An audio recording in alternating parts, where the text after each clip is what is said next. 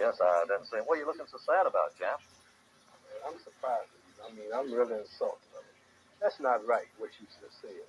What do you mean, what I just said? I mean, I'm getting a drink of water. I'm late getting home, but you talking. I said something about the greatest heavyweight champ, man. I'm a hometown man, and you talking about Joe Louis, man. Joe Louis wouldn't be nothing for me. Joe, I tell you, Joe, do you think you would have stood a chance with me? Well, Clay, one time during my career, I was on a Bomber of the Month tour. I would have been a bum compared to you.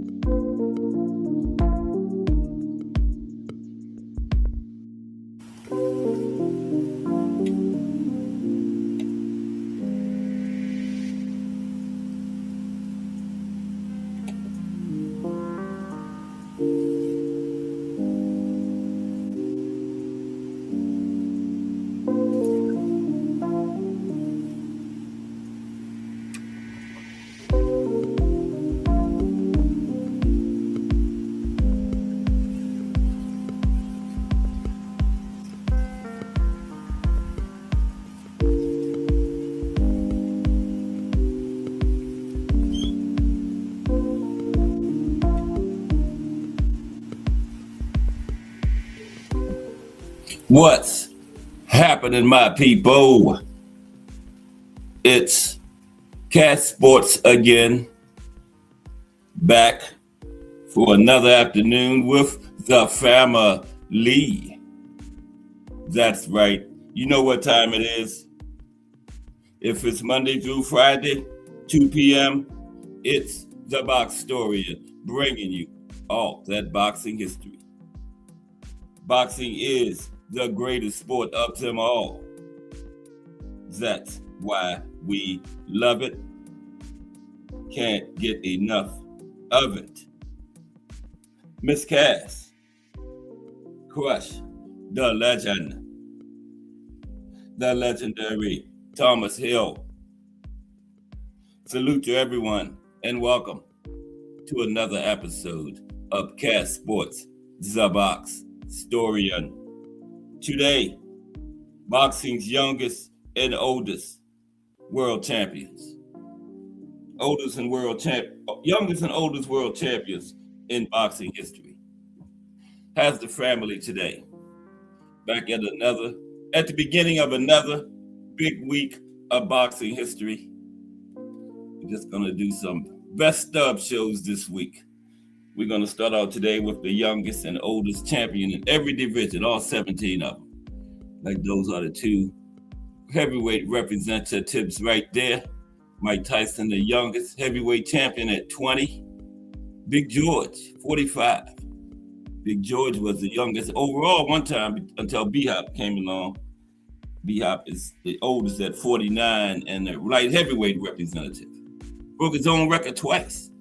Well, B-Hop broke the record 3 times because he broke Big George's, and then he broke his own record twice. He was 47 or 46 when he broke Big George's. Then he broke his own when he was 48. And then he broke his own again when he was 49. But we're going to look at the fighters with the wins in the most weight classes. Like, Manny got 8, Oscar got 6. I think Sugar Ray Leonard, the Hitman Hearns, and Floyd got 5, and so on. A whole bunch of them with 4. So we're going to look at that tomorrow. Then New Year's Eve is Wednesday, right? Yeah. We're going to look at various tops for 2025, like the top 10 pound for pound fighters for 2025, men and women. Okay. We're going to look at the top fights of 2025, the top knockouts of 2025, the top trainers, and so on. Wednesday just going to be some best stubs for 2025 on the last day of the year.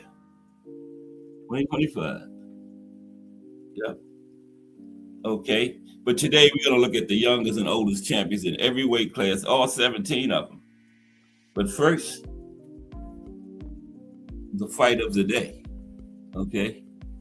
Got to start out with a historic fighter. That's one of our youngest and oldest champions going to be in the fight of the day. So let's get to today's fight of the day.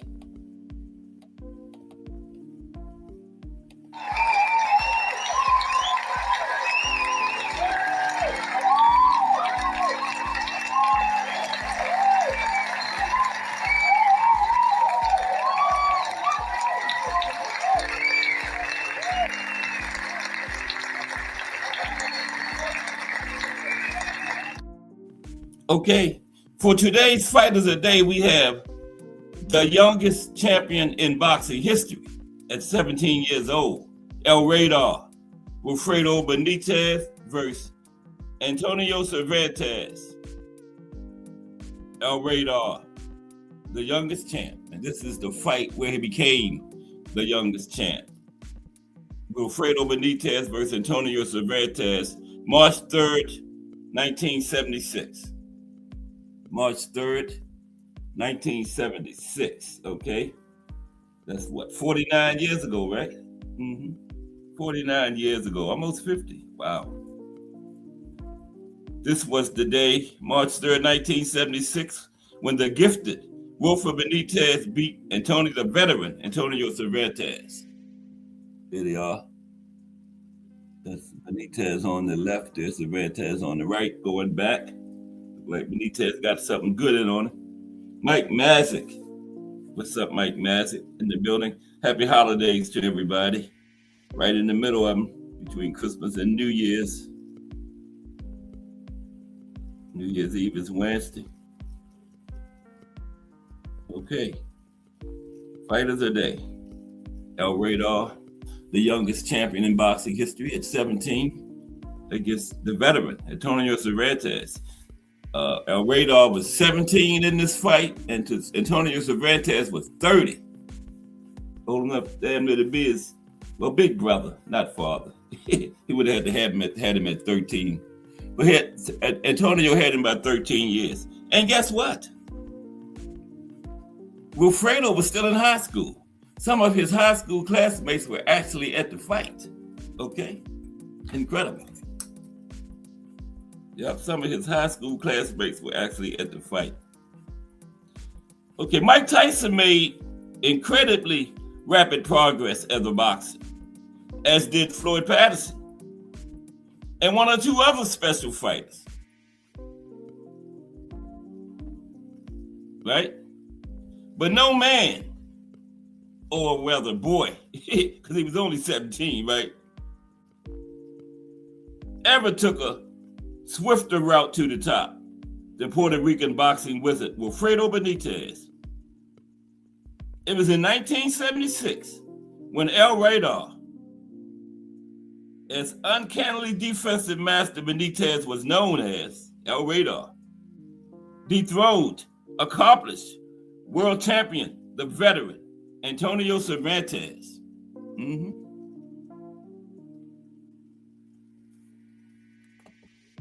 Little shot of El Radar right there. Now, The fight took place in San Juan, Puerto Rico. And Benitez, a mere 17 years old, 17 years and 5 months old, had just turned 17 as a matter of fact. He snatched Cervantes' WBA 140-pound title. There was a split decision win. Benitez walked away with the belt, with the scores being 148, 144. These are 15-round scores here. 148, 144, 147, 142 for Benitez. And the third judge somehow gave the fight to Cervantes, 147, 145. So Benitez got a split decision. But everyone aside from that one judge was impressed, including Cervantes. Everybody except for that one judge knew Benitez won the fight, including Cervantes. Al Booger. What's up, Al Booger? Happy holidays to you. Hope you had a great weekend. We starting on today with the youngest and oldest world champions in every division. And in the fight of the day, we have the youngest champion in boxing history. 17-year-old Wilfred Benitez was still in high school. Some of his classmates were at the fight. Okay? So yeah, one judge actually gave it to Cervantes though, so Benitez got a split decision with everybody. So he clearly won the fight. Okay? Yeah. Everybody except that one judge. Everybody was blown away by this teenager's sheer brilliance in that squared circle. Everybody, including Cervantes. There's a shot of Cervantes right there, the veteran. He was 30, Benitez was 17, right? Now Cervantes, who was making the 11th defense of his title, he had won by beating Alfonso Frazier 4 years earlier in 1972. 4-year reign, 11 defenses, and the 17-year-old kid came in and took it. And Cervantes had seen all kinds of fighters, boxers, outboxers, technicians, swarmers, pressure fighters. Cervantes had seen everything, such as Nicolino Loesch, the great Esteban de Jesus, everybody. But yet, this veteran fighter was bamboozled by this kid Benitez. Yeah, the kid had him bamboozled. Again, against this 30-year-old veteran that's seen everything. Had been champion for 4 years, 11 defenses. El Radar had him bamboozled. 30-year-old Cervantes held his own with Benitez for a few rounds. Okay, yeah, but Cervantes got something in early, like that one, for a few rounds. Before El Radar's speed and unfathomable skills made the fight his show, okay? El Radar jabbed like a master, while the clumsy attempts at landing a shot on his challenger made the accomplished veteran Cervantes look clumsy, right? Everybody was sitting there wondering, how was a teenager doing this to the veteran 4-year champion Cervantes, right? And Benitez had his way all night as Cervantes dug in and rallied in some of the later rounds. But it was a long and somewhat frustrating night for Cervantes, while it was a coming out parties for the sizzling wonder kid, El Radar. The coming out of coming out parties. Where he became the youngest champion ever. Yep. Now Benitez, to take a line from Cassius Clay, shook up the world. He shook up the 140-pound boxing world.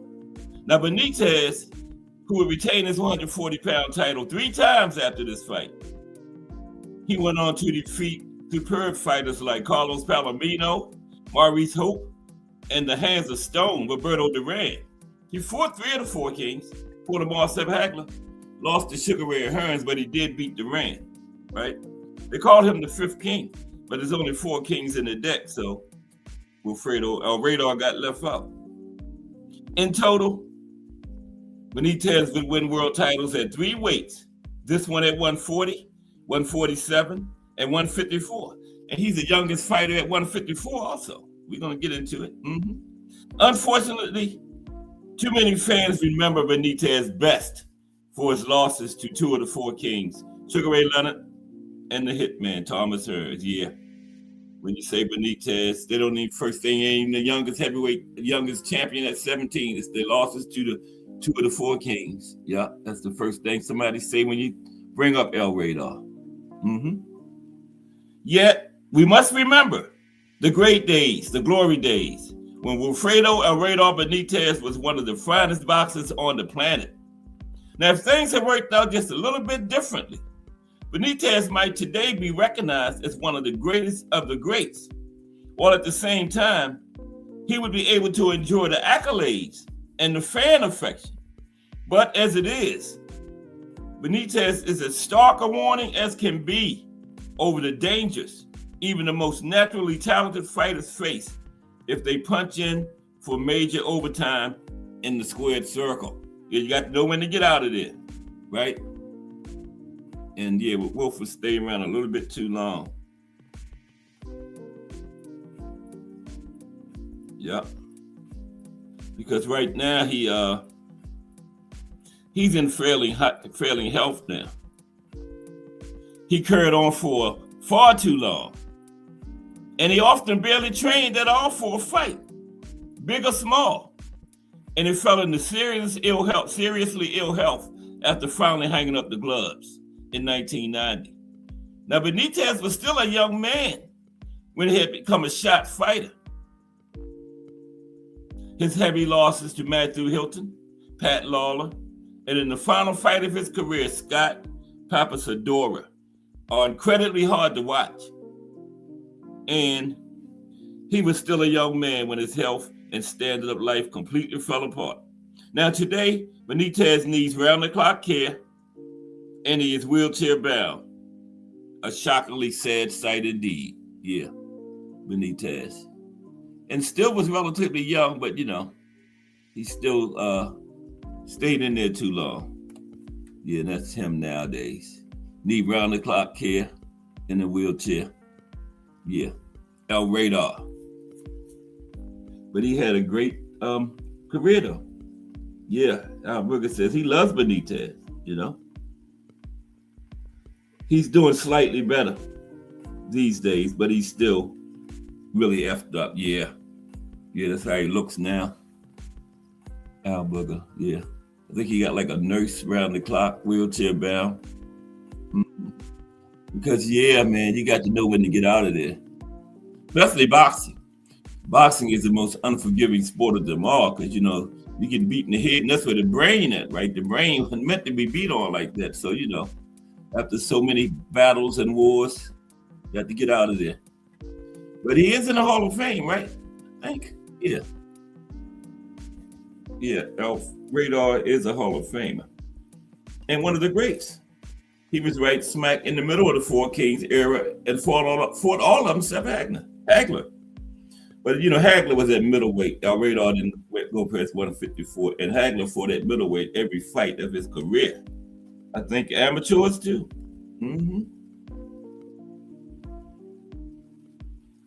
I think Wilfredo Benitez is in the Hall of Fame. Before we go to the youngest and oldest, I'm going to find out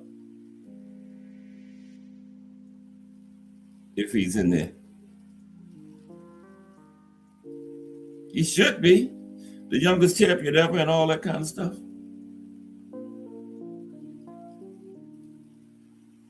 Should have been a first ballot. There we go. Yeah, he's in there. First ballot, yeah. Legendary Puerto Rican boxer Wilfredo Benitez is in the International Boxing Hall of Fame. Yep. He's in there. Went in the early 90s because he retired. His last fight was in 1990. I knew, but still had to be sure. Okay, the youngest and oldest champion in every weight division today. There's that's not them. There's the youngest and oldest right there in boxing history. Both, heavyweight. We're going to start at heavyweight. We just did the youngest ever, Wilfred. And B-Hop is the oldest, remember, the light heavyweight.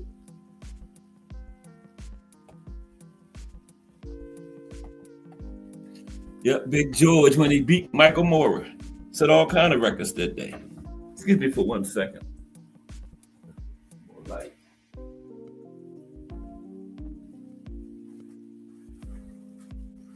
Okay.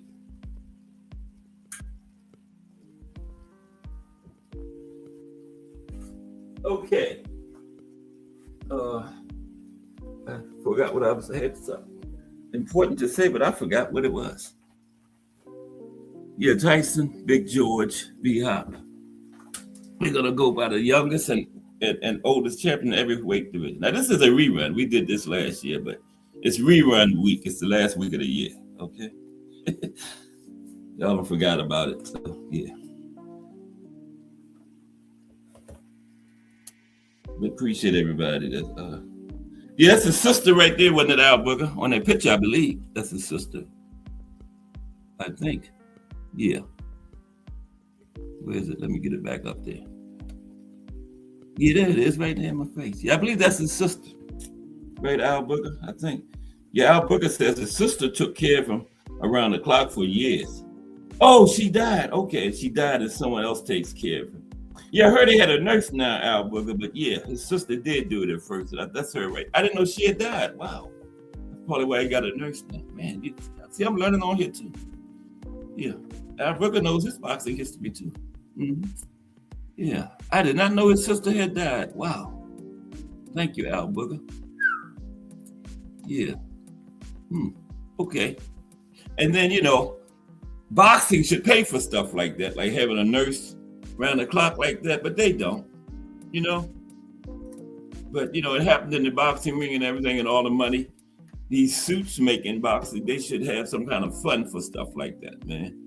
After boxers retire, but they don't, It's messed up. But that's boxing. Boxing is a dirty game. Yeah, okay, I thought that was her, Al Booker. Yeah, that's his sister right there. She passed away. Wow. Yeah, she used to take care of Wilford because he needs round-the-clock care. Still to this day. I guess Wilford, he was 17 and 76, so 49 and 17 is what? 66? Yeah. Wow. Me and him the same age. Ooh, he's 66. 49 and 17 is 66, right? Yeah, okay. Yeah, Wilford is 66 now. Young man. Okay, let's get into the show. I'm stopping this around. Yeah.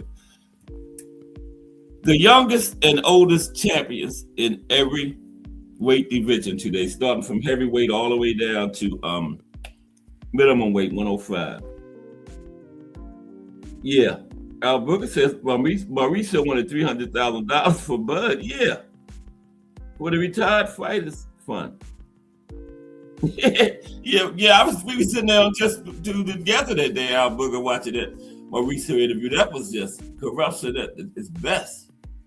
Mauricio got to the point where he was just saying anything, man. The man asked him, how was Sean? What's his name? Sean Zettel, I think. Ain't that? Yeah. Yeah, he did a great interview. He asked Mauricio, how in the world Conor Benn get ranked at number one at welterweight? When the last time he fought at welterweight? And Mauricio said, well, he fought. You ranked at 160. What they got to do with being ranked number one at welterweight? That was his answer, though. He was just, Mauricio is clearly, it's all about the dollar.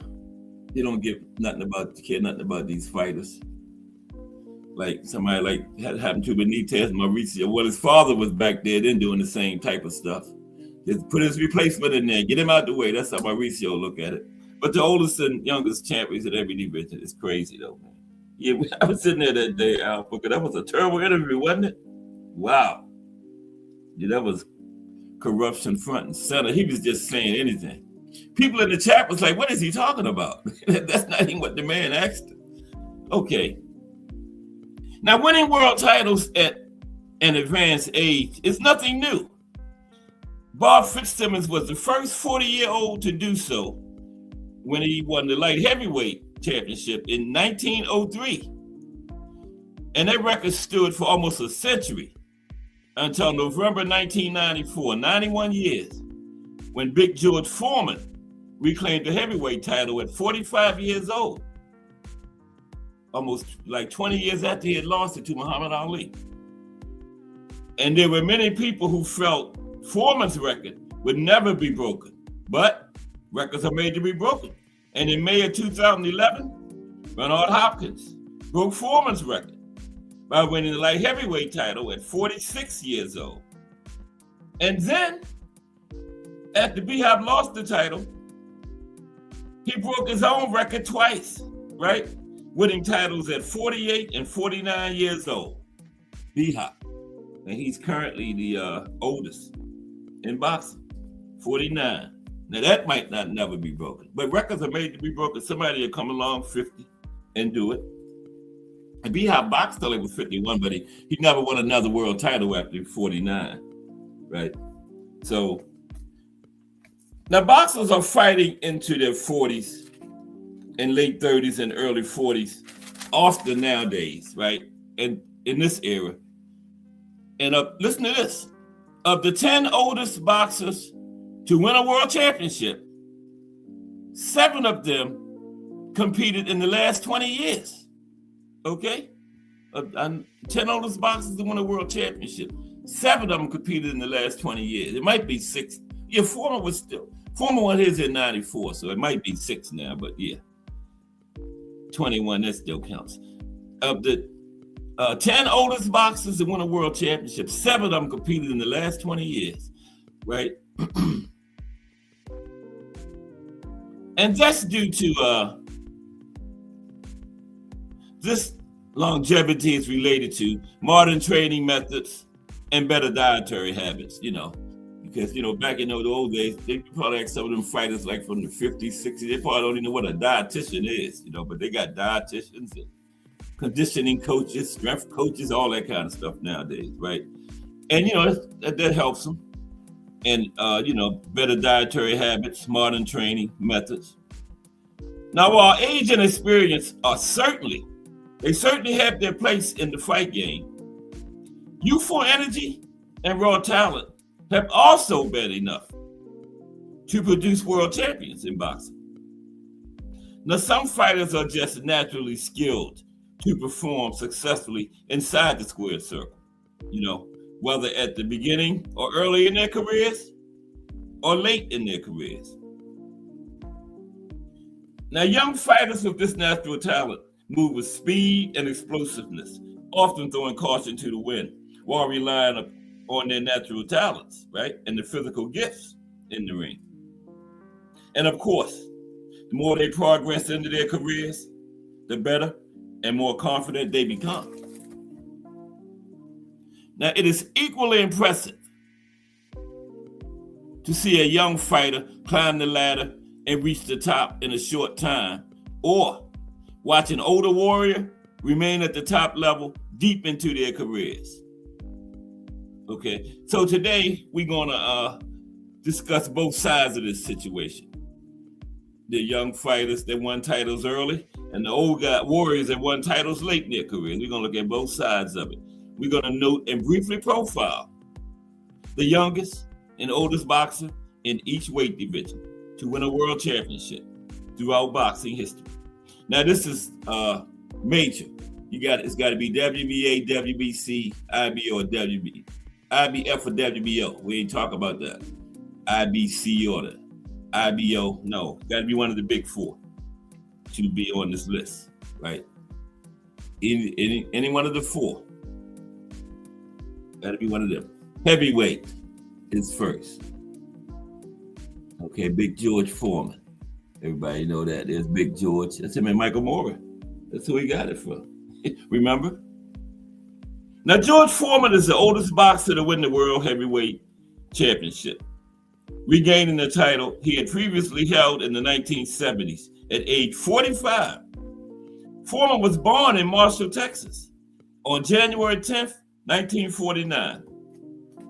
Now, Foreman was a devastating slugger and power puncher, known for immense physical strength, relentless pressure, and one-punch knockout ability, especially in his first career.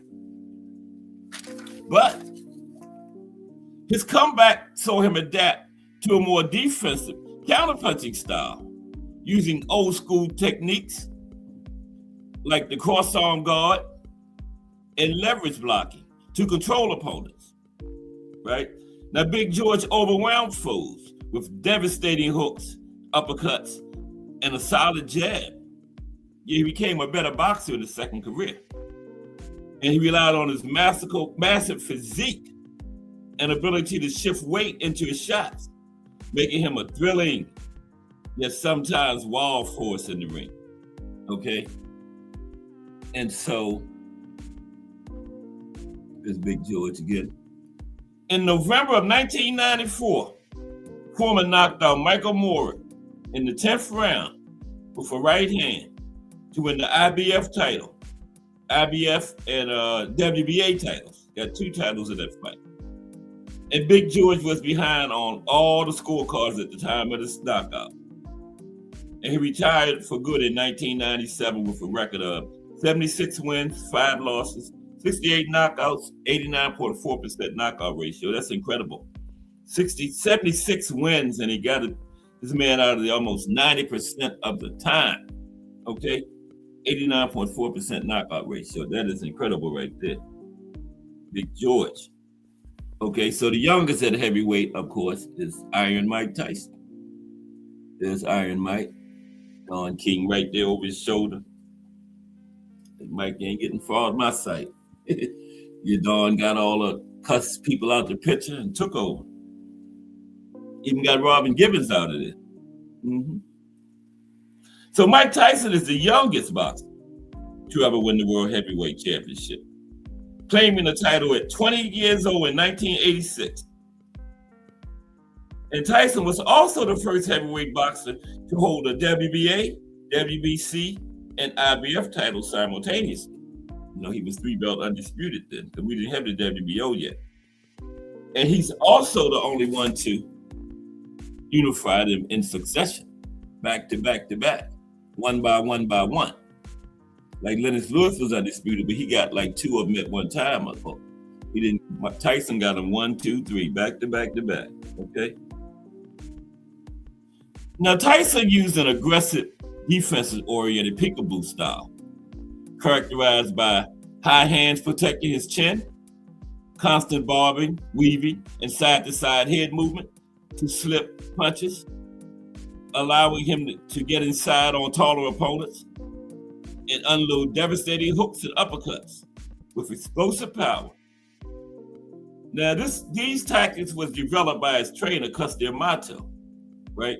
And this style emphasized relentless forward pressure, short, powerful punches, and a squared stance, turning defense into offense by creating angles and generating force from his hips and feet. Okay? So how did Mike become the youngest champion, heavyweight champion? On November 20th, 1986, Iron Mike stopped Trevor Berbick in the 2nd round by TKO to win the WBC Heavyweight Championship. At the time, Tyson was 20 years and 4 months old. He had just turned 22. And he retired with a professional record of 50 wins, 6 losses, 2 no contests, and 44 knockouts for 88% knockout ratio for Iron Mike. That's not bad, 88%. Okay, let's go to cruiserweight. Youngest and oldest at cruiserweight. Okay. Now, if anybody can think of somebody else, let me know, because, this is what I found, but, So at cruiserweight, I have it for, like Al Booker might have somebody have a different name or something. I told you, Al Booker knows this history. At cruiserweight, I have Virgil Hill. Weight limit of 200. Of course, heavyweight is unlimited. There's Virgil. I got Virgil Hill at cruiserweight. Bruce Gas, boxing, jazz, and more. Bruce might have somebody, a name of a youngest or oldest in one of these divisions too. But salute Bruce Gas. We're taking a look at the youngest and oldest in each division today. I got Virgil Hill at cruiserweight, 200, weight limit of 200 pounds. There's Virgil. Now, Virgil Quicksilver Hill. He was a technically, wait a minute, gotta hit him. Virgil Hill is the oldest boxer to win the World Cruiserweight Championship at 42 years old, okay? And he's a 2-division world champion. having held the WBA light heavyweight title and the WBA cruiserweight title. And Hill also won a silver medal at the 1984 Summer Olympics in Los Angeles, California, right? Now, Virgil Quicksilver Hill, he was a technically sound, slick, orthodox boxer. He was known for his exceptional hand speed, sharp left jab, and disciplined counterpunch style, relying on volume and accumulation rather than devastating power to wear opponents down, through volume and accumulation. So Virgil could be pressured by aggressive fighters. That was one downfall he had. You could get to him with that pressure. Now, Virgil used fast footwork and precise fundamental skills to control fights and exploit openings, often winning by accumulation, right? Or forcing late stops from accumulation of punches. So on January 27th, 2006, a little over a week after his 42nd birthday, Hill beat previously unbeaten Russian Valery Brudov by a unanimous 12-round decision to win the WBA cruiserweight title. That was how he became the oldest cruiserweight champion, 42 years old. And his final record for his pro career was 51 wins, 7 losses, and 24 knockouts. Virgil Hill. And the youngest at cruiserweight, Carlos De Leon. I was going to say Carlos Ortiz. He was like a lightweight. Carlos De Leon. Right. Bruce says trick question. Yeah, Carlos De Leon. Yeah, and the Bruce Gas quiz coming up tomorrow. It's on Tuesdays. Yeah, 7:00, I think. Yeah. That is a fire. Well, all Bruce Gas shows are fire, but that quiz show is fire. Yeah. But Carlos De Leon is the youngest that I have at cruiserweight. Okay, there's Carlos. Now, Carlos De Leon is the youngest boxer to win the world cruiserweight title. Okay, and he was 21 years old. Now, De Leon also made history by becoming the first 2-time cruiserweight champion and the first and only boxer to win the cruiserweight title 4 different times, right? Breaking his own record twice. Okay, first 2-time and first 4-time. They broke the record twice. And he was a slick, cagey, veteran counterpuncher. And he was known for his excellent ring generalship, subtle pivots, and sharp hooks, often using the ropes to his advantage to set up devastating counter shots. So sometimes Carlos De Leon was criticized for being too content to pot shot and spoil fights, relying on his defense, smarts, and body work over constant offense. Yeah, he was one of those ones that people kind of criticize for boring sometimes and all that nonsense. But Carlos didn't listen to him. He did his thing and fought like he fought, okay? So on November 25th, 1980, Leon outpointed champion Marvin Camel, who was the cruiserweight division's inaugural champion. We went over him last Monday when we did the first champion of each division. Carlos took his title by a 15-round majority decision to win the WBC cruiserweight title at 21 years and 6 months old. 21 years, 6 months, and 22 days old, okay? And this fight between, when Carlos beat Camel to become the youngest, this was on the undercard of the famous No Mas rematch between Sugar Ray Leonard and Roberto Duran. It was on that undercard, right? And Carlos finished his career 52 wins, 8 losses, 1 draw. He had 32 knockouts. Okay, let's go to light heavyweight. We all know who the oldest is at light heavyweight. He's the oldest in boxing history, regardless of weight class. B-Hop, right? That's him and Joe Calzaghe. That was a good fight there. Jaw and Ken Saw Love won in the building. What's up? my people. This is our oldest and youngest in every weight division. We're just at light heavyweight. Big George, oldest. Tyson youngest at heavyweight. Cruiserweight was damn, I forgot already. Oh, Virgil Hill was the oldest at cruiserweight, and Carlos De Leon was the youngest at cruiserweight. Now we're at light heavyweight. We got 4 active fighters on here too, as these are the youngest and oldest. 4 active fighters on this list today. But salute to Jaw and Kensaw Loved One. 4 active fighters that's currently fighting right now is the youngest and oldest in some of these divisions.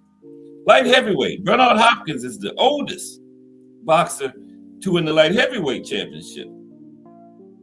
And he's also the oldest boxer in the sport's history to win a major championship. Yeah, Bernard is the oldest overall in any weight class. And B-Hop's style, he was a masterclass in strategic defense, ring IQ, and spoiler tactics. He evolved from a boxer puncher to a frustrating, tricky fighter, known for his Philly shell defense, excellent timing, ability to nullify opponents' strengths, and even some dirty tricks. Yeah, B-Hop wouldn't be above hitting you high the head or going low if he could get away with it. Mm-hmm. And all this was powered by incredible discipline and an iron chin. Yeah, B-Hop had an iron chin. And he also used smart footwork, well-timed counters, and frustrating clinching to control pace and break opponents mentally and physically. B-Hop. So B-Hop became the Boxing Mania Podcast Plus in the building. What's up, bro? How are you today? Just looking at the youngest and oldest. We're gonna do some best of Wednesday, like the top 10 fighters for 2025, male and female. The top 10 fights. Oh, this is New Year's Eve. Top 10 knockouts, top trainers, and so on Wednesday. But salute the Boxing Mania Podcast Plus. We all subscribe to him, but if you're not, take care of that. Great podcast. Does a great job calling fights. Salute. Okay, yeah, B-Hop, this is how he became the oldest. He became the oldest boxer to win a major championship and the oldest to be light heavyweight champion on May 21st, 2011, when he took the WBC title from Canada's John Pascal by a unanimous decision. At the time, B-Hop was 46 years old. So now, B-Hop broke the record 3 times. So after losing the title in 2012, the next year, he broke his own record on March 9th, 2013 by defeating IBF light heavyweight champion Tavoris Cloud by a 12-round unanimous decision. At this time, B-Hop was 48 years old, but he wasn't finished, okay? So the record is 48 now through all the boxing in light heavyweight. On April 19th, 2014, B-Hop broke his record again for the second time and the third time overall. When at age 49, he won the WBA light heavyweight title in a unification fight with Beibut Shumanov. B-Hop outpointed Shumanov by split decision over 12 rounds. Yep, B-Hop. Now the Shumanov win made B-Hop the oldest boxer, also the oldest boxer to unify titles in a weight division, okay? Oldest fighter to unify title. Because the Shumanov was for 2 belts. So he's the oldest fighter to unify titles too.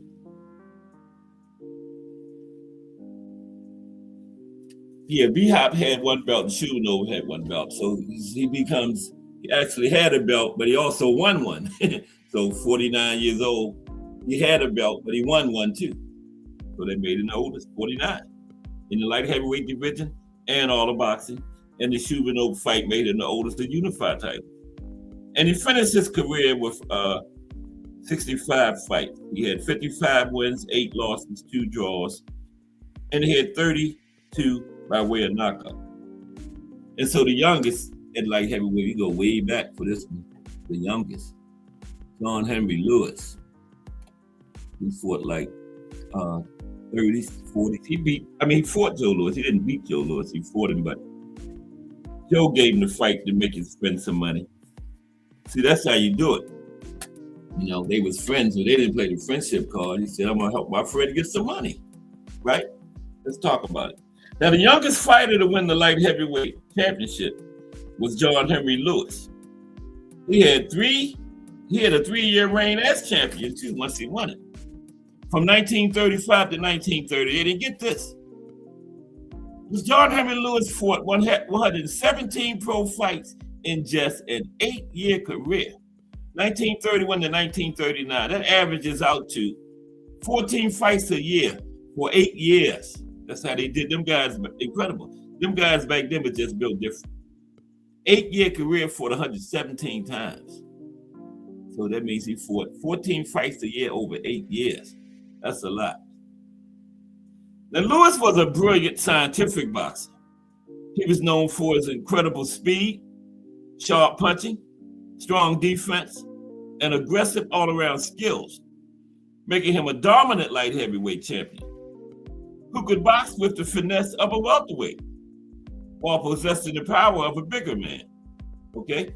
So on October 31st, 1935, Lewis defeated Bob Olin by a 15-round unanimous decision to become the world light heavyweight champion. He was 21 years old at the time, making him the youngest light heavyweight, 21. Okay? Anthony Joshua was in a bad car accident. Wow. Wow, I didn't know that. Man. Okay, yeah, Boxing Mania podcast said Anthony Joshua was in a bad crash. Check on that. Okay, thank you, Boxing Mania podcast. So in the final fight of his career, Lewis challenged heavyweight champion Joe Louis. When he was they were close friends at the time, right? And at the time, John Henry Lewis was almost blind in one eye. And Joe Louis supposedly fought John Henry to give his friend one final big payday before the boxing commissions took his license due to his eye issues, right? And the result of the fight was a first-round knockout by Joe Louis. He didn't want to hurt his friend too bad, so he got him out of there in the first round. That's a good friend there. Helped him get one more big payday and got him out of there in the first round so he wouldn't have to hurt him too bad. And John Lewis had a final record of 101 wins, 11 losses, 5 draws, 58 knockouts, 117 fight career, and he did all that in 8 years. 8 years. So now we're getting to the first active fighter on the list. We got 4 actives. Super middleweight. Okay. Y'all will hint his nickname is MM. He's the youngest at super middleweight, nickname MM. But the oldest at super middleweight, 168, is Thulani Sugar Boy Malinga. Now, Sugar Boy won the WBC super middleweight title twice, right? After his 40th birthday, winning 2 times after his 40th birthday. Wow. Well, the time had to wait a little while on him too. He's the 3rd oldest boxer to win a world title in boxing, behind legendary former champions George Foreman and Bernard Hopkins. B. Hop is 1, Foreman is 2, and Malinga is 3. And Malinga was the oldest fighter to win the super middleweight title. He was born in South Africa on December 11th, 1955. And he was known as a highly skilled, awkward ring technician, okay? And he popularized the shoulder roll defense. And his style was characterized by tactical intelligence, resilience, and an ability to frustrate opponents. On March 2nd, 1996, at age 40, Thulani won a rematch with Nigel Benn by a 12-round split decision, capturing the WBC super middleweight title. Then, after losing the WBC strap later that year, he recaptured it on December 12, 1997, defeating Robin Reed by a 12-round unanimous decision.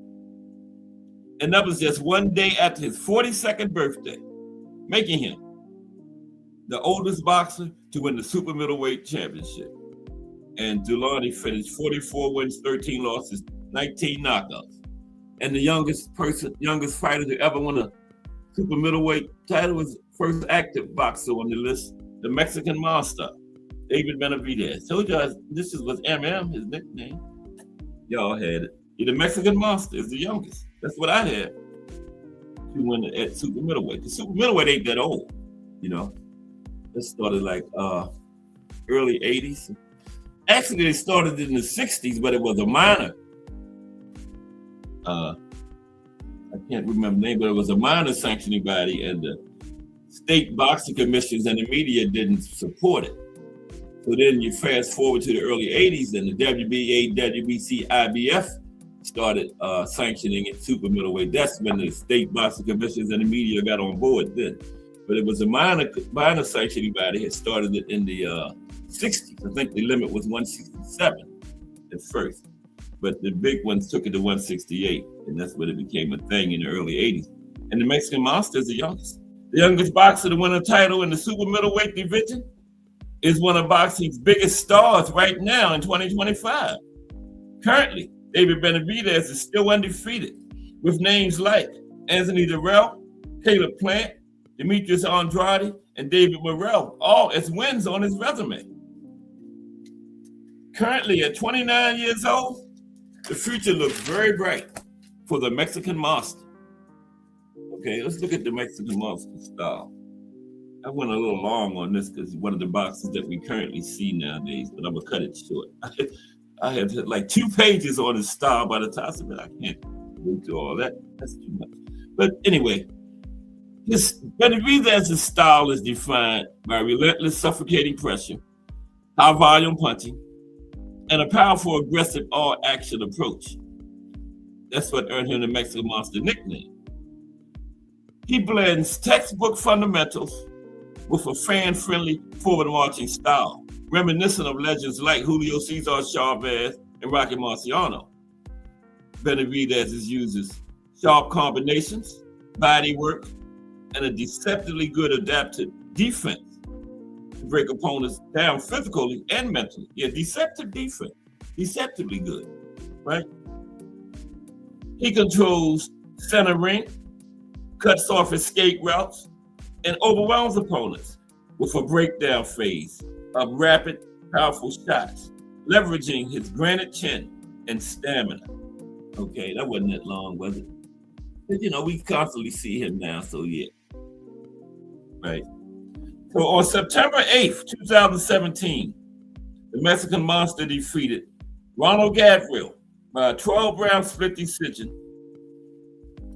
to win the WBC super middleweight title at 20 years old. That made him the youngest super middleweight, Benavidez. But he lost it on a scale or something, didn't he? Yeah. And currently the Mexican Monster is 31-0 with 25 knockouts, 80.6% knockout ratio, not bad. Mm-hmm. Yep, so we got three more current fighters on here too. At middleweight. Okay, oldest and youngest at middleweight. The oldest is Sam Solomon. Sam Solomon, I had never heard of him before yesterday. But Sam Solomon, okay. Yeah, that's Sam. I think he's a British boxer. Now, hard-nosed Sam Solomon lost several fights on his way up the professional ladder, but he never let these defeats affect him, right? He surprisingly won the IBF middleweight title in 2014 at age 40 to become the oldest boxer to win a title in the middleweight division. Now, he was born in Melbourne, Australia on November 13th, 1973. He was widely known for being unorthodox, unpredictable, and highly unconventional. This unique approach, combined with supreme fitness and technical expertise, often left his opponents baffled and bewildered at Solomon. Now, he originally won the IBF middleweight title in 2013, okay, when he defeated Felix Stern. But the unanimous decision was overturned when Solomon tested positive for a banned substance. Oh, Sam got caught with his head in the cookie jar, and they returned the title to Sturm, right? Gave it back to Sturm, stripped him. But on May 31st, 2014, Solomon was granted a rematch with Sturm. And again, he beat Sturm by a 12-round unanimous decision. Okay? And this is the fight that made Solomon the oldest boxer to win the world middleweight championship. He was 40 years old at the time. And he finished his career with 49 wins, 19 losses, 1 draw, and 19 knockouts. Okay? And the youngest, we go back a ways, for the youngest middleweight champion, Al McCoy. Here's Al McCoy. And he's the youngest boxer in the history of the sport to win the world middleweight championship. Okay? So Al was born in New York City. Okay? And his boxing style was defined by a southpaw stance and technically elusive approach that relied on defensive skill, ring generalship, and intelligent strategy over raw power. Okay? So McCoy was scheduled to face Joe Chip in a non-title fight in April of 1914. Now, Joe Chip fell ill. Joe didn't have a title. Now, Joe fell ill. Then his brother, who was the middleweight champion, stepped in as a replacement to face McCoy, the little-known 19-year-old McCoy, right? He was little known, he was young, so George said, I'll put my title on the line against him since my brother can't go. And guess what? On April 7th, 1914, McCoy shockingly knocked George Chip out at 1 minute 50 seconds of, get this, the first round, to become the youngest middleweight champion in history at 19 years old, right? And he's also the first southpaw boxer to win a world championship. So the brother was fighting him, neither one had titles. The brother got sick. Then his older brother was the champion. And this 19-year-old guy, Al McCoy, unknown, the brother said, I'll step in and fight him, and got knocked out the first round. So Al, at 19 years old, became the youngest middleweight champion and the first southpaw to win a world championship. Finished his career 99 wins, 40 losses, 26 knockouts, 139 fight career. That's what he did. Those guys back then was just built different. Junior middleweight now. Cornelius Bundridge. That's Cornelius on the left. K9, that was his nickname, K9. 154. Cornelius is the oldest junior middleweight. Now, Cornelius Bundridge is the oldest boxer to win a championship in the junior middleweight division. He was a 2-time champion in that division, holding the IBF title twice between 2010 and 2015. Now, Cornelius K9 Bundridge, he was an aggressive pressure fighter, known for a gritty, high-intensity style that mirrored his K9 nickname.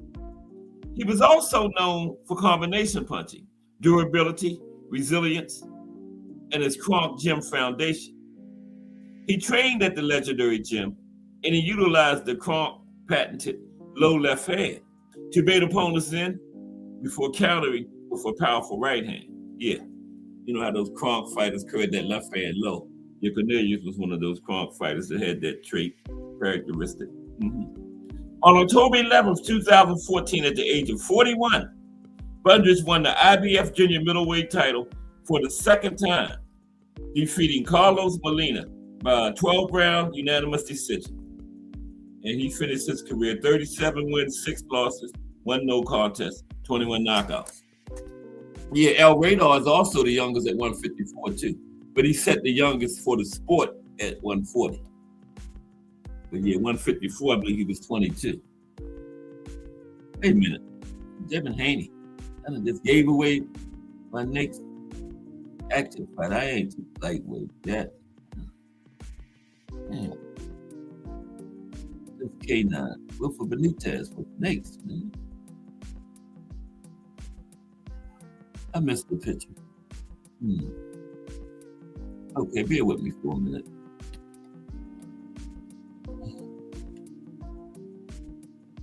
Mexican monster. Go back to the Mexican monster. Super middleweight. Middleweight.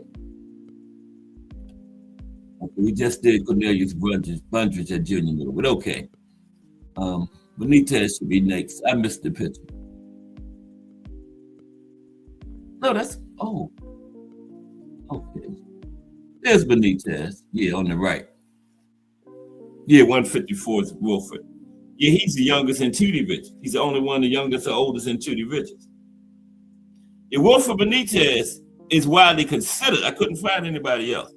So I put widely considered to be the youngest junior middleweight because I'm not too sure on this one, 100% sure. But he's widely considered to be the youngest junior middleweight champion in boxing history. And he became the WBC champion at junior middleweight at 22 years old.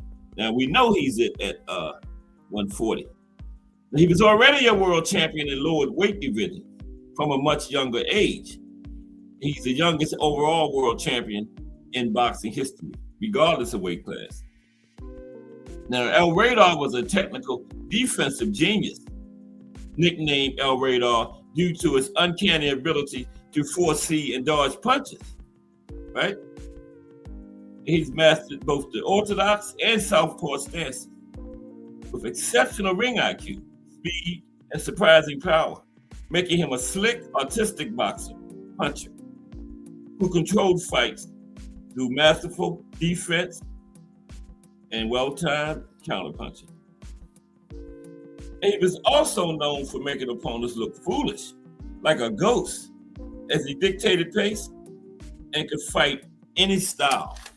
El Radar. On May 23rd, 1981, at age 22, Benitez knocked out WBC junior middleweight champion Maurice Hope to become the division's youngest champion and also the youngest three-time world champion. And Benitez knocked out Hope. His knockout of Hope was co-knockout of the year for 1981. And he finished 53-8, 1 draw, 31 knockouts. So we go to welterweight now. Yes, the Pac-Man, oldest, and the Keith Thurman fight. Mike Rim, salute.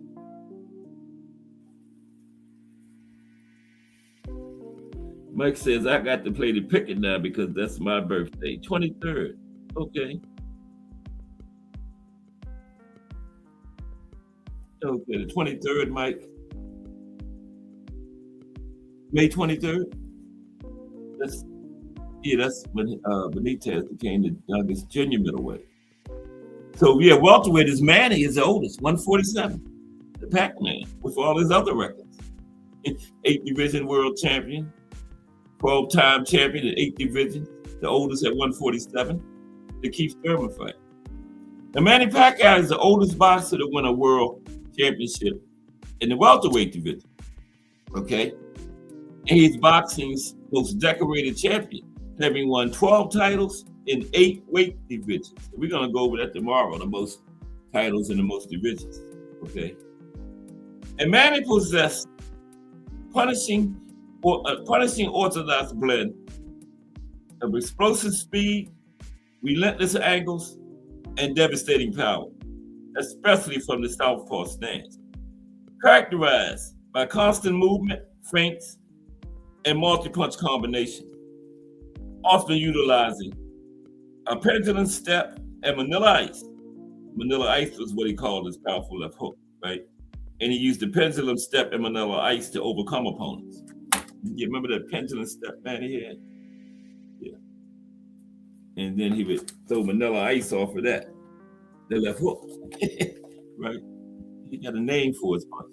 So Manny broke traditional rules with his scattered attacks, inspired by Bruce Lee, making him unpredictable and hard to hit clean.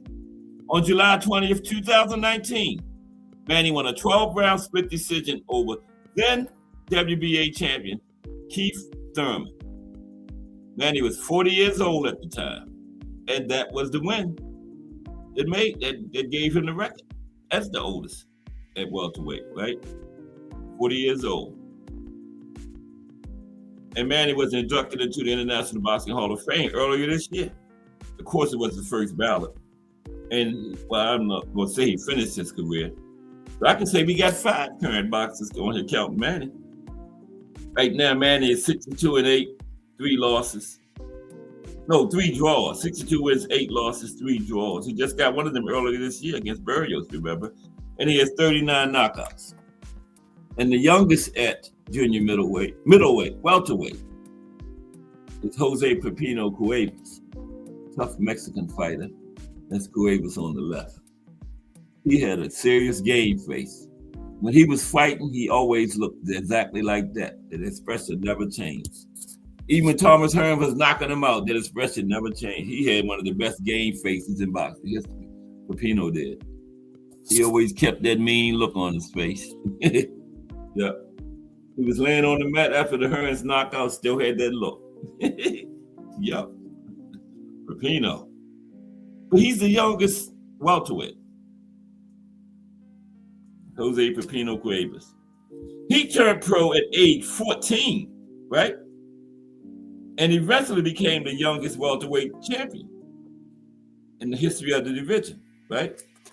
He was born on December 27th, 1957, in Santo Tomas Hidalgo, Mexico.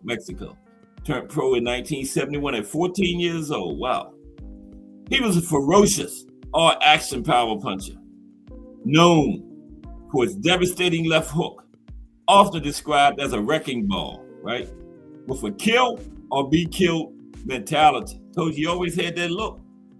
Pepino was kill or be killed. He was going to knock you out or you was going to knock him out. It wasn't no other way about it with Pepino. Kill or be killed mentality, okay? And he was constantly marching forward to overwhelm opponents with brutal body and head shots. And he got a lot of quick knockouts in his career. And he had a thrilling but risky style. Yeah, he was tailor-made for the hitman. Because Pepino, you didn't have to look for him. Pepino gonna be right there in your face, and he would give him up a lot of height and reach to Hearns, just like Duran was. So tailor-made. And just like Duran, Hearns got him out of there in 2 rounds. Because Pepino didn't know any other way to fight. You know, march forward.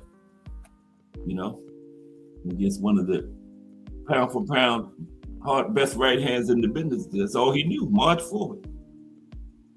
So 5 years after he made his pro debut, and 5 months before his 19th birthday, Pepino defeated Angel Esparza on July 17, 1976, by a second-round TKO to win the WBA World Welterweight Championship. Okay, and he finished his career with a record of 35 wins, 15 losses, and 31 knockouts for 88.5% knockout rate. I told you, yeah. Pepino just, you know, kill or be killed mentality.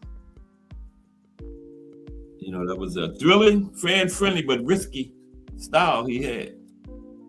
But he had the best game face of all time, though, I tell you. I'm going to see how many times Pepino was knocked out.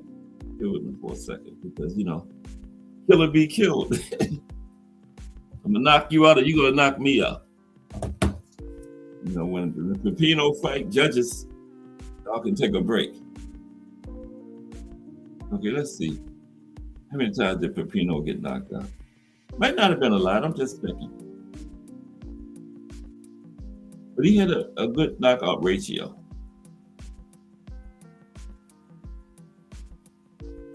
Look at his box work, that'll tell you. Yeah, Pepino had 88.5, almost a 90% knockout ratio. Mm-hmm. Here we go. Only 6 times. But that's a lot. Yeah, okay. So let's move on to junior welterweight now. 140. The oldest is Edward Trojanowski, Russian fighter. That's Edward on the left there. See? Nickname Troya. Yeah, Edward Trojanowski. Okay, yeah, so Mike is May 23rd. Edward Trojanowski is the oldest junior welterweight champion, 140. And he became the oldest boxer to win the junior welterweight championship in 2015 at 35 years old. Trojanowski was a Russian fighter born in Omsk on May 30th, 1980. And you notice most of these are in the modern era because back in the old days, they fought hundreds of times and they wasn't fighting up into those 40s and stuff like that because they just fought too many times to last long like these modern fighters do. So that's why most of these are in the modern era, 70s, 80s up to now. Because 30s, 40s, some of them from them, but not many because 30s, 40s, they fought 150, 200 times, so they wasn't fighting up into those 40s and stuff, fighting like that. So he was 35. And he was an orthodox boxer. He was known for his significant punching power and counter-punching skills, though he had noticeable defensive weaknesses. He became the oldest junior welterweight champion on November 4th, 2015. He stopped Cesar Cuenca by TKO in the 6th round of a scheduled 12-round fight. And he captured both the IBF and IBO titles in that fight. Now, if it hadn't been the IBF, it wouldn't have counted because we're not talking about the IBO. But he got one of the big four, the IBF. So that's what, 35. He went on to make 2 successful defenses of those titles before he lost them in 2016, while suffering his first career loss. And he finished 30 wins, 3 losses, 25 knockouts, 83.3% knockout ratio. And of course, the youngest at 140 is the youngest man in all of boxing, regardless of weight class. El Radar. This was a fight we did on the Fight of the Day, him and Antonio Cervantes. Cervantes was 30 in this fight. Benitez, the youngest professional boxer to win a world championship in the sport's history, regardless of weight class, right? He won his first of 3 world titles at 17 years old. He was the youngest man to get 3 world championships too. When he had 140, 147, 154. He became a 3-weight world champion at 22 years old. Quickest to do that too. Youngest to do that. Now, Benitez was born on September 12, 1958 in New York City. He is widely considered by boxing historians, fans, and the media as one of the top 5 best Puerto Rican boxers of all time. And he was a high-level technical boxer and a defensive genius. He faced 3 of the legendary 4 kings, with Marvelous Marvin Hagler being the only one he didn't face. And we went over his style at 154. So on March 3rd, 1976. And I can't remember that big fight of the day. I thought it was March 3rd. Okay, we got to go to box record again. Got to have this right. Remember, they tried to sue me or something. I thought I said March. I could have sworn I said March 3rd, 1976 in the Fight of the Day. Now I got March 6th on here. But let's see what it is for El Radar.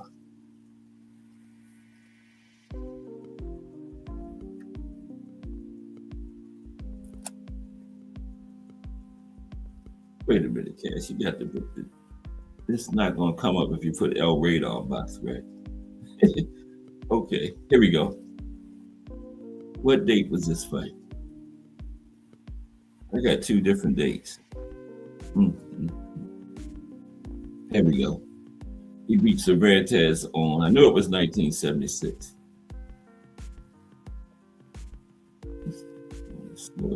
Here we go, okay. 1976. Box records, right.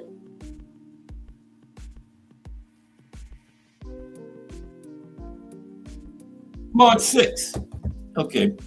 March 6th. Here we go. On March 6, 1976, with some of his high school classmates in attendance, 17-year-old Wilfredo Benitez faced WBA junior welterweight champion Antonio Cervantes, who was 13 years older than Benitez at age 30. And Cervantes was on a 4-year reign, 11 consecutive title defenses at that point, right? And the result was a 15-round split decision in Benitez's favor. And this was the fight that made him the youngest world champion in boxing history and the youngest in the junior welterweight division. Okay. And again, he's the youngest to win 3 divisions at 22 when he won his 3rd division, right? And he's the only boxer to be the youngest or oldest in 2 different weight classes. Okay, let's go to lightweight now. Juan Manuel Marquez is the oldest. There he is. Juan Manuel Marquez. Let me check the chat. I wouldn't miss anybody coming in. Okay, yeah, Mike was the last one. And Mike Mazik. Yeah, Mike Mazik was already in. Yeah, okay. All right, salute Mike, man. Okay. Yeah, Juan Manuel Marquez is the oldest at 135 lightweight. Okay. And Marquez had a brilliant 21-year career from 1993 to 2014, having held titles at 3 different world weight classes. And we're going to talk about the people with fighters with the most divisions tomorrow. And Marquez was a Mexican boxer from Mexico City. He was born on August 23rd, 1973. And his style was that of a technically brilliant, cerebral counterpuncher. Yeah, he could counterpunch. Juan Manuel could. He was known for his patient, exceptional timing, and devastating right hand, often fighting off the back foot and using movement, particularly stepping to his left to set up explosive combinations and disrupt opponents, making him a master of timing and exploiting openings. On February 28, 2009, Marquez won the vacant WBA and WBO lightweight titles, stopping Juan Diaz by TKO in the 9th round. At 35 years old, this win made him the oldest boxer to win the lightweight title. Finished his career 64 fights, 56 wins, 7 losses, 1 draw, 40 knockouts. And the youngest at lightweight was Devin. You didn't have to win it. Remember, he got awarded the WBC when Loma got the, what do they call that belt? That Mauricio was giving out? Damn, it's in here. We'll get to it. But Devin was awarded that he was 20. That's how he became the youngest. Okay. So Devin Haney, another current star in boxing, is the youngest boxer to become a world champion in the lightweight division. And he's currently 27 years old. And another one of the active stars in the sport currently, okay. 27, wow. Is Devin 27? No.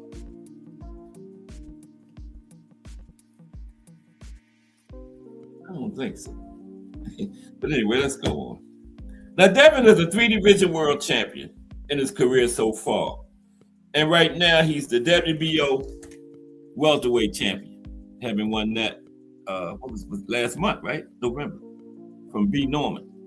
Now, Devin's style is that of a slick, technical outboxer and safety-first fighter, characterized by a dominant jab, excellent footwork, and sharp counterpunching to control distance and minimize punishment, okay? Devin's style is often compared to Floyd Mayweather, right? Though Devin is criticized for being overly cautious and boring by some fans. And he relies on fundamental boxing skills, managing distance and range, and adapting mid-fight using subtle head movement and lateral movement to make himself a difficult target, while also showing versatility to fight both inside and outside. In October 2019, Devin became the WBC lightweight champion after he was elevated after the previous lightweight champion, Vasily Lomachenko, was elevated to franchise champion, right, by the WBC. That's the belt Mauricio was giving out, the franchise belt, right? I forgot. He haven't gave none out lately, have he? Okay, a franchise. And at that time that this happened, Devin was 20 years old. and that made him the youngest in the 135 division to be the champion. Currently, Devin is 33-0, one no contest on his record, and 15 knockouts. Okay, we go to junior lightweight. Let me see something. Now, how is that offline, man? Okay. Be with me for 1 second, please. Last interruption. Okay. I just want to check something real quick.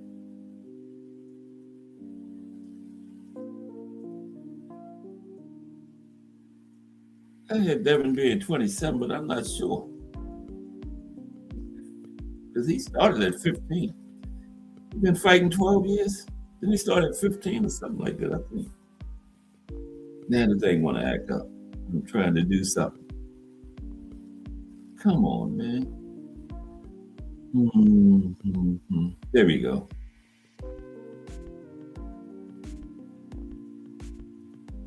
Devin Haney. Box record. Busy today on Cast Sports. Devin is 27. Yeah. Wow. I just seem a little old for me, but yeah, he's 27. Okay. Let's go to junior lightweight now. 130. Azuma Nelson is the oldest in the division. There's Azuma. He's a legend over there in Ghana. Ain't that what they call it? That country? I don't know. Yeah, I know he's a legend over there. But there's Azuma. Okay. Azuma Nelson became the oldest boxer to win the junior lightweight championship in boxing history in 1995. He's a Ghanaian boxing legend who had a 31-year boxing career. Yeah, 31 years. From 1979 to 2008. 31 years. Wow. They called him the Professor. He had a unique, highly adaptable style, combining relentless pressure with technical skill. Known for his powerful jab, devastating right hand, excellent durability, and smart ring IQ. That's what earned him his nickname, the Professor. On December 1st, 1995, the Professor defeated reigning champion Gabriel Ruelas, one of the Ruelas brothers, by 5th round TKO to win the WBC junior featherweight title. At 37 years old, this was the win that made him the oldest boxer to win the 130 division title. Nelson only fought 4 more times in his career, losing 3 of the fights, right? Finished his career 38 wins, 6 losses, 2 draws, and 27 knockouts. And the youngest at 130, junior lightweight, super featherweight, is Ben Villaflor, Filipino fighter. There's Ben, yeah, Filipino, from the Philippines. Okay. Ooh, 21 likes. It's weird because I look at this thing and it'll say 21 likes, then when the show and it'll say 17. So who taking their likes back? Okay. Okay, I know you two play games like that though. Yeah.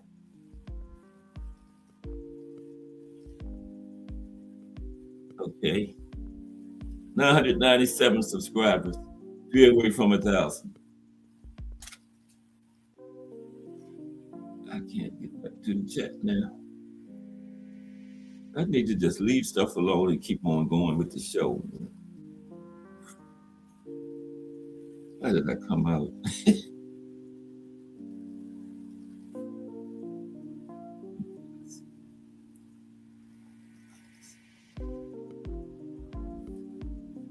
Started already. Now I got 20. Told you. Mm-hmm. Okay, here we go. Ben Villaflor is at 130, the youngest, right? Ben Villaflor is the youngest boxer to win a title at 130.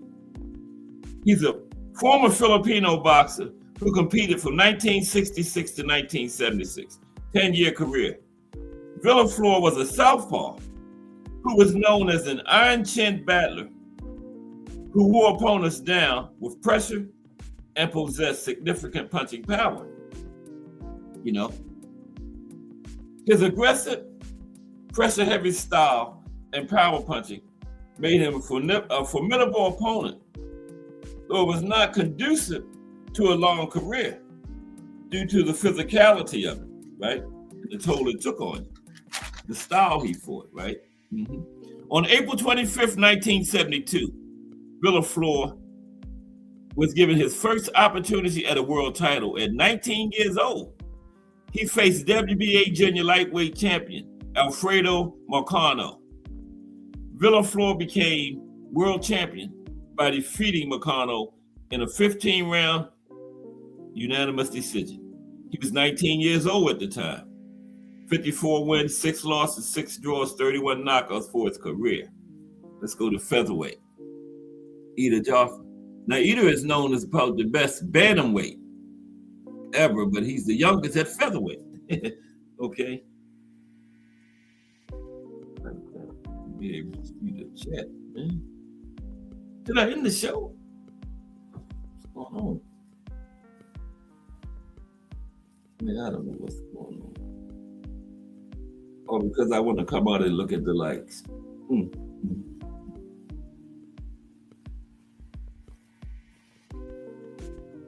Okay, let's continue.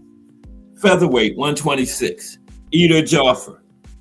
Now, Eater is widely considered to be one of the best bantamweights of all time, but it's in the featherweight division where he's the oldest boxer to win a title, a major title in the division.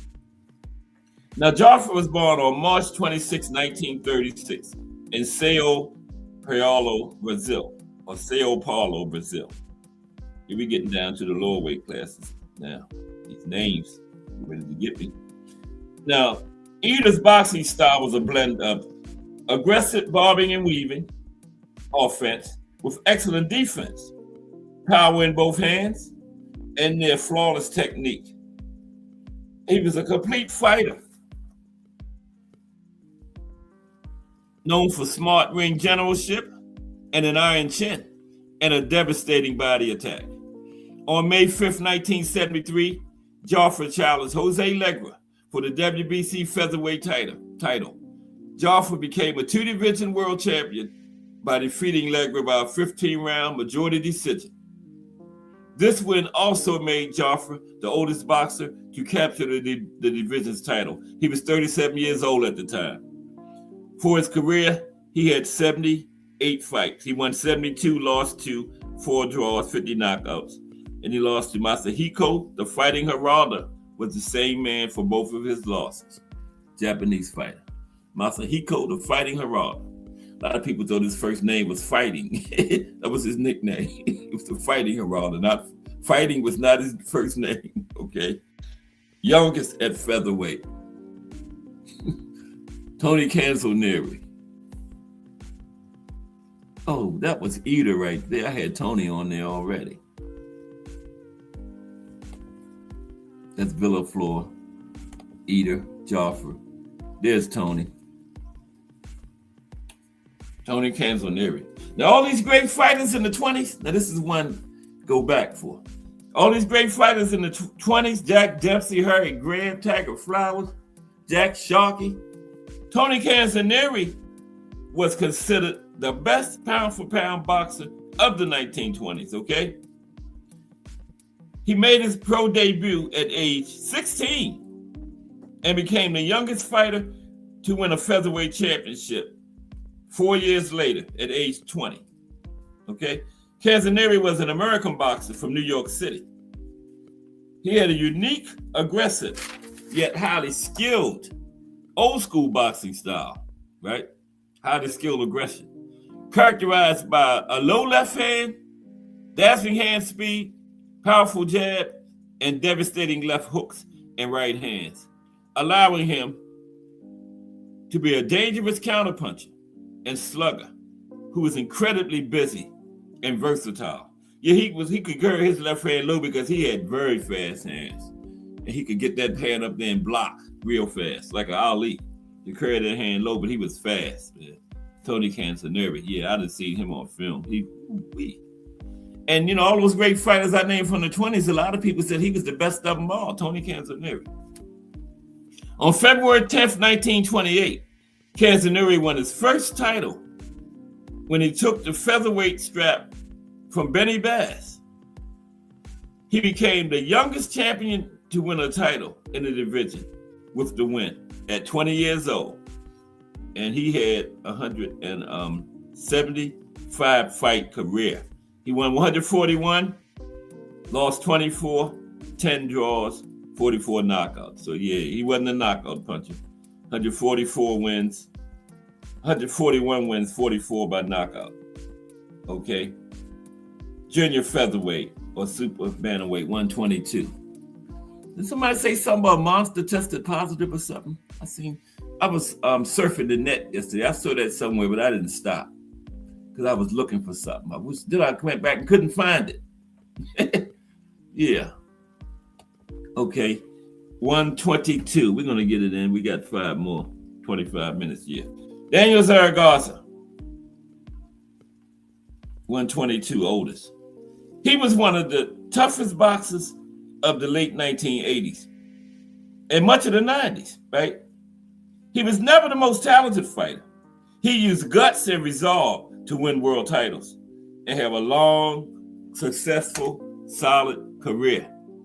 He was a tough, resilient southpaw, swarmer, pressure fighter, known for his high-volume, relentless attacks, tireless engine, and unorthodox style, often throwing looping punches, a wicked body attack, and an effective jab, making him a fan favorite.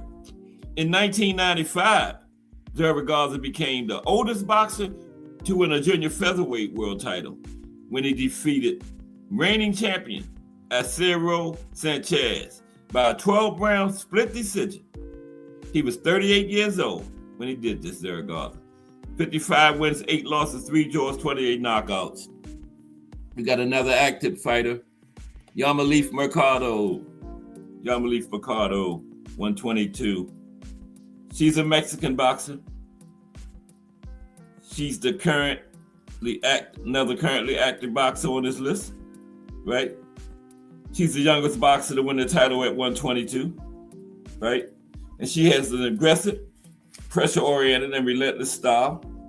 A true Mexican warrior, known for her heart and determination in the ring.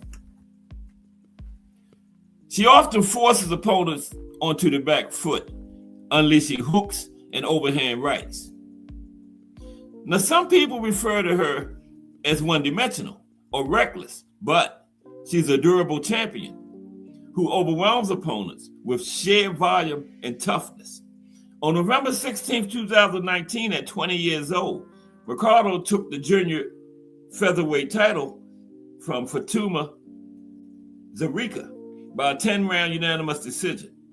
And Mercado is currently 27 years old and a rising star in women's boxing. She's currently 24 wins, 4 losses with 5 knockouts. Bantamweight 118 now. Okay. This is the only division I couldn't find a youngest, but I found the oldest. Nonito Donaire. Now, Nonito has held multiple world championships in 4 weight classes, from flyweight to featherweight. And he is the oldest boxer in history to win a title in the bantamweight division. Nonito.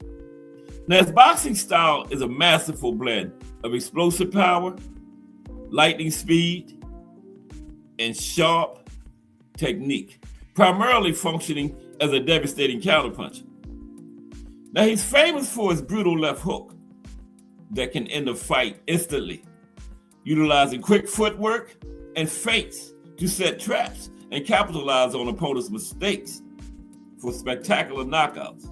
Now, Donaire became the oldest boxer to win the bantamweight title on May 29, 2021, with a knockout of Nordine Oubaal, Oubaal, at 1 minute 52 seconds of the 4th round. Nonito was 38 years old at the time. And he's also the first 3-time champion in the bantamweight division, won the bantamweight title 3 times. 43 wins, 9 losses, 28 knockouts. Man, I don't know what's going on with my. Oh, it's alive. There we go. I got it back. Highly skilled indeed. Yes, Thomas Hill. Okay, we got bantamweight. I couldn't find the youngest for bantamweight. So we go to, that's the only one I couldn't find. Junior bantamweight 115 is the oldest at junior bantamweight. That's Omar Andres Narvaez. You know the other guy's name. I couldn't pronounce that. It starts with an old last name. There it is right there. That's the one Nonito beat for his title. That's his last. First name was Nordine. We bow? I don't know. I think the O is silent or something. But anyway, 115, we have Omar Narvaez. He's the oldest boxer in history to win a world super flyweight championship. And he's a former Argentine boxer. Now, he was a southpaw with a peculiar deceptive defensive style focused on counterpunching and operating from a maximum distance. And he was also capable of being a more offensive, tank-like fighter also in close quarters. Now, he won the super flyweight title at 38 years old. That made him the oldest boxer in the division to win a title, right? And he made 11 successful title defenses before he lost it in 2014 to, guess who? The monster, Naoya Inoue, right? Yeah, Inoue was at 115. That's around the time they was trying to make a fight with him and Bam, but it fell through. And Narvaez ended up 49 wins, 4 losses, 2 draws, 25 knockouts. And the youngest at 115 is Cesar Polanco. There's Cesar Polanco. He turned pro in 1983 at age 15. And 3 years later, he was fighting for the Super Flyweight World Championship, right? And he's a Dominican Republic fighter. And his style was described as a crude brawling style. He was an all-action pressure fighter with a crowd-pleasing style, okay? Now, Polanco challenged Eli Pical in his first title fight, and he won a razor-thin split decision, picking up the IBF strap, okay? That made him the youngest. And he made history with the win. He was 18 years old, 18 years, 3 months old. He became the youngest boxer to win the super flyweight title and the second youngest in boxing overall behind Benitez. Yep. And he had 33 wins, 4 losses, 1 draw, 25 knockouts. Flyweight, 112. 112 is Morutu Methylane. Morutu.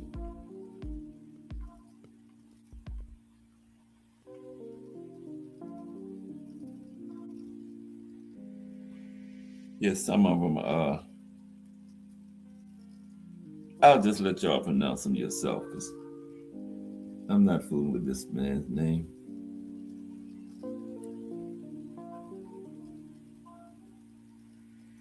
It's him right here, 112. He's the oldest at 112. Okay? Now I'm going to call Morutu. Now he's a 2-time IBF flyweight champion. Heavy held the title between 2009 and 2021.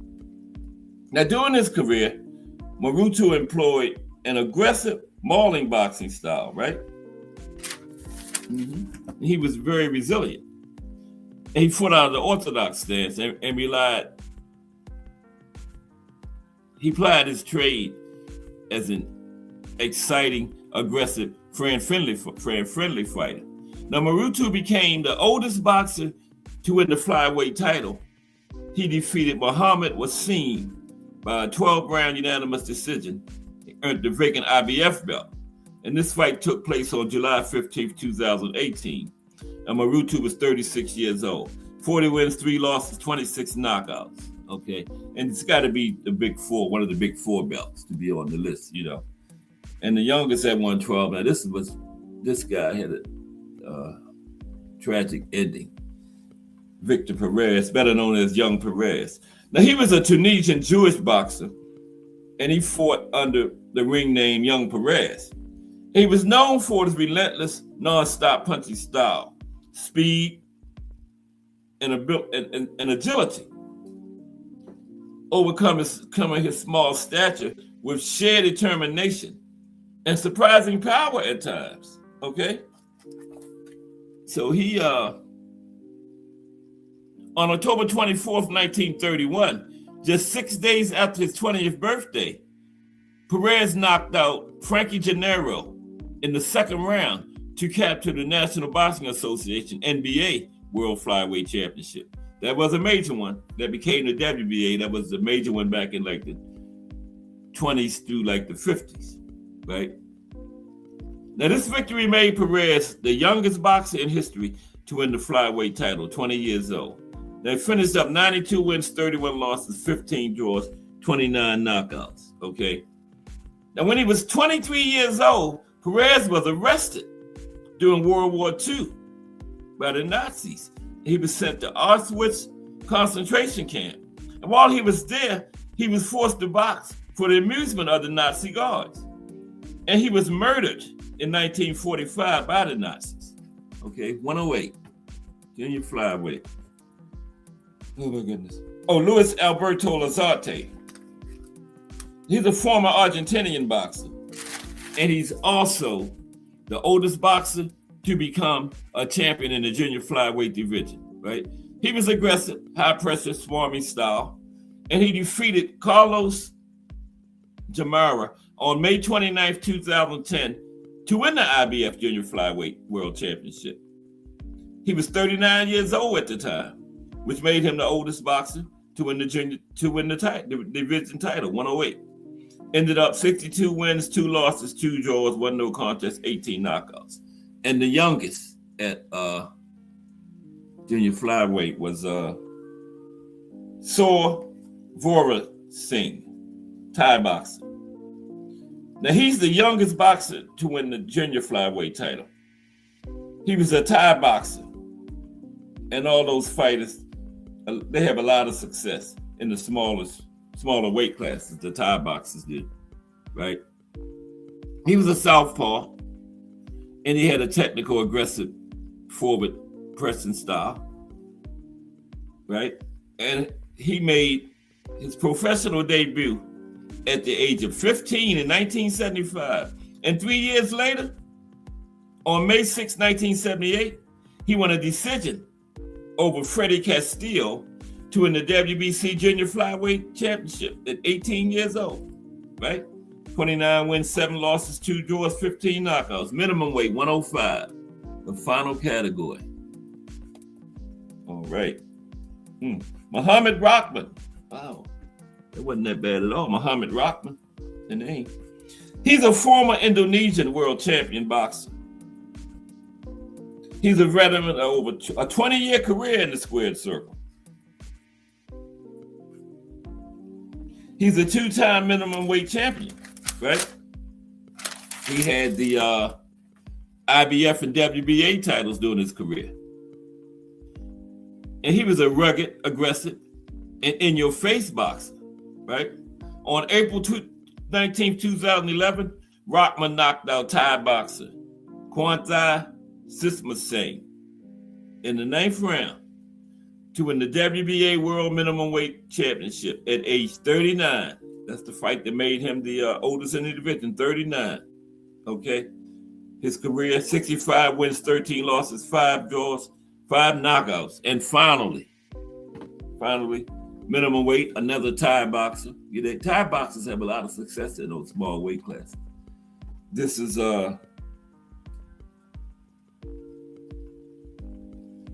Ratanapol Sor. He came from extreme poverty. And when he discovered boxing, when he discovered martial arts at a young age, it became a means of building a better life, right? So Vorpin switched from Muay Thai to boxing, and he made his pro debut in 1990 at 16 years old. Now, his boxing style was defined as a heavy left-hander, right? And he used that as his primary weapon, similar to legendary Thai boxer Kosai Galaxy, and they called him Little Kosai. Y'all remember Kosai Galaxy, legendary Thai, probably the best Thai boxer of all time. They called this guy Little Kosai. And when he was 18 years, 6 months, and 5 days old, he won the IBF minimum weight world championship, taking a close split decision over Manny Melchor. This was the win that made him the youngest in the division to win the minimum weight title. Let's say 18. And he had 68 fights in his career. He won 59, lost 80, had one draw, and he had 48 knockouts for his career. Yeah, those are the youngest and oldest fighters in every division. Couldn't find one for bantamweight. Nowhere. For bantamweight, they said Wilfred Benitez. Wilfred Benitez ain't fought it. I tell you, you can't trust that AI all the time. Wilfred Benitez ain't never fought nowhere near bantamweight, right? But yeah, they meant junior welterweight and also middleweight. And yeah, Benitez is the youngest at junior welterweight, the youngest in all of boxing, youngest at junior middleweight, and the youngest to win three divisions, to be a 3-division champion. Because he had junior welterweight, and then at 154, he was 22 years old when he became a 3-division champion, right? So tomorrow we're gonna look at the fighters with the most titles, most weight classes, most titles in different weight classes, right?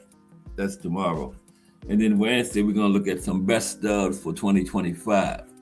We're gonna definitely look at the top 10 fighters for 2025, men and women. Fights, the best knockouts, trainers, and other things. We're going to have a best of show Wednesday. Yeah. And this is the first Friday of the year, first Friday of the year and first Friday of the month, right? So Jermell Charlo, the profile, active boxer, first Friday. Jermell Charlo. Is he active? I might have to change that. For the active boxers, Jermell active, but it's going to be Jermell. He's not officially retired yet. I'm glad I got Bud in for the active boxers because Bud retired on us. Yeah. What's this about Monster? Somebody said, I seen something about Monster tested positive for something. No disrespect meant, but I'm not surprised if it's true at all. They can, like Jay Hardcore would say, at all. I'm not surprised. But would he be a great boxer without PEDs? Of course. PEDs ain't throwing them left hooks and that excellent footwork and all that kind of stuff. He's still a great boxer, you know. Still a top pound. Well, I don't know. Would he be a pound for pound boxer without the PEDs? That's the question. But, you know, boxing is so messed up because, you know, the rules just differ from jurisdictions. Some jurisdictions, you can use some things. Some other ones, they call them dangerous banned substances. So say, for instance, they just say H2O, water. H2O is a dangerous banned substance in California. So why would you be able to go to Nevada and use it? Why would it be dangerous banned substance in Nevada? That's the most backwards thing to me about boxing. It can be a dangerous banned substance in one state, but perfectly legal in another state. That's crazy, man. That's just the craziest part to me about boxing. Is that right there? But that's boxing, you know. And we love it. We wouldn't have nothing to debate about if it was all clean and straight up, you know. So I don't know. But it's dangerous though. because fighters have been in there, 2 clean fighters, and one had lost their life. So just think somebody in there cheating with some kind of bad, dangerous substance in their system. So yeah, I don't know. But yeah, tomorrow we're going to look at the weight classes. No.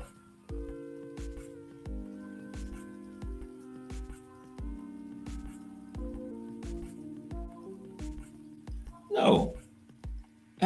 See, people just be saying stuff, man. That's why you got to ask questions. You can't just, one person will say that, then you'll have it on like 50 different live streams saying that. Then the people in the chat will start saying, and the man ain't never tested positive for nothing. You know? I always check for myself, you know. But okay, that's going to be it for today.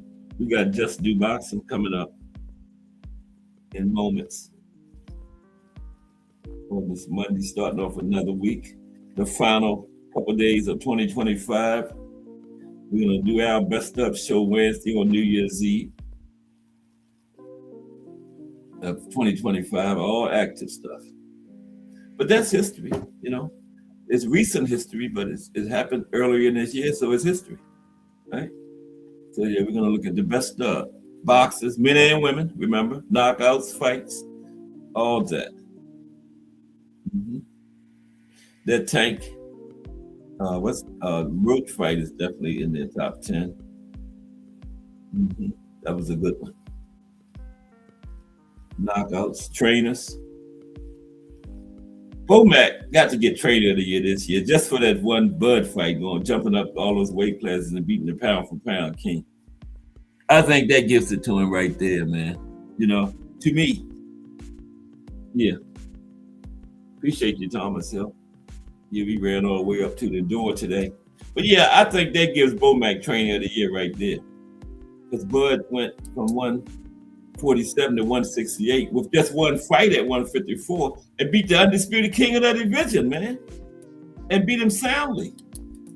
So I think Bomac should get a lot of consideration for trainer of the year this year. Because he did an excellent job in that fight. And then Keyshawn won a title, one of his other boxers, remember? So yeah. If I had to vote, it would be Bomac. For trainer of the year this year. And he might get it. How about fighter of the year, is it Bud? That was a big win.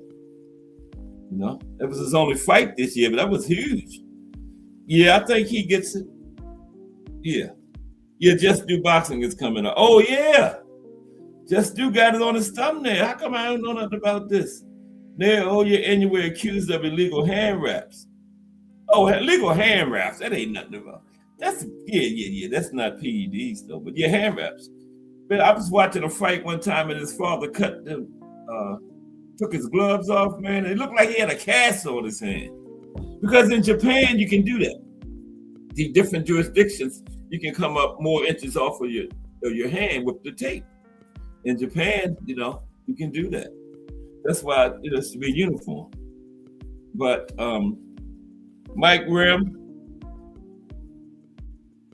the Boxing Menu Podcast Plus, Kensaw Love One, Jaw, Bruce Gas Boxing Jazz and more, Al Booger, Mike Mazik, Thomas Hill, Crush the Legend, and Miss Cass.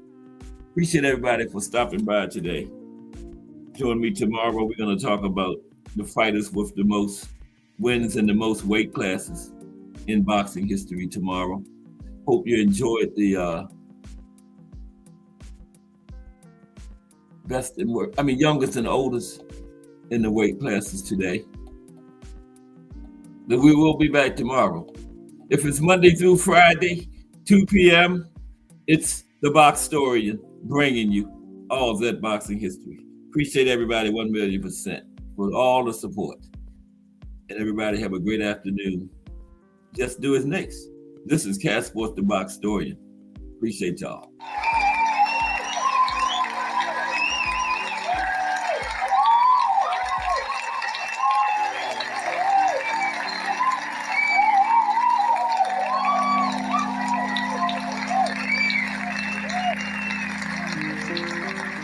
LT